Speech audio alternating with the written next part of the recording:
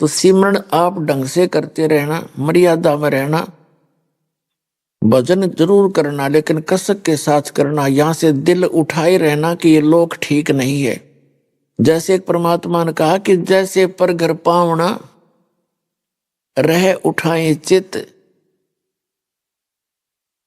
जिस प्रकार किसी दूसरे घर में कोई मेहमान गया हुआ हो और वहां उसकी कितनी आओ भगत हो रही हो, कितना रिस्पेक्ट हो रहा हो, एक दिन के बाद उसकी चिंता अपने घर की हो जाती है। उसको पता होता है कि मेरा ये ठिकाना नहीं है, तो वहां वो सब कुछ सुविधाएं प्राप्त करते हुए उसके मन में रह रहकर अपने घर आने की उमंग उठती ही रहती है।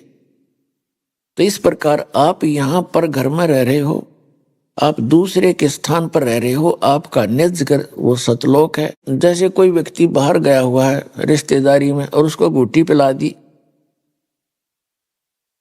और जब उसकी घूटी उतरे उसने फिर एक प्याली पिला दे, तो उसने चाहे 10 दिन रोक लो हुए, क्योंकि उसने होश को नहीं, उसमें नशे में वो पड़ा है वहां पर।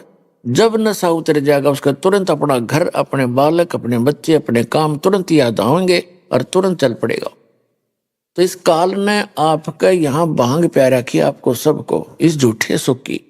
कबीर साहब कहते हैं झूठे सुख को सुख कहे ये मान रहा मनमोद, ये सकल चबीना काल का कुछ मुख में कुछ बोध। यहाँ का जो सुख है कार कोठी बंगले, ये भांग प्या रखी आपने। और जब परमात्मा की एंटीबायोटिक कैप्सूलों से, मंत्र से, जाप से, ज्ञान से जब आपकी अभांग उतरेगी, फिर आपका चित्त उस सतलोक के अंदर ऐसे रहेगा जैसे पर घर में पावना यानी मेहमान रहता है। तो उस अतिथि के आए बिना आपकी मुक्ति नहीं होगी। तो इस ज्ञान को रह रहकर सुनना, भक्ति करते रहना। भक्ति चाहे थोड़ी बन जावे पर करे कसक के साथ करे और मर्यादा में रहता हुआ करे तो सफल होगे। भक्ति करनी अवश्य पड़ेगी।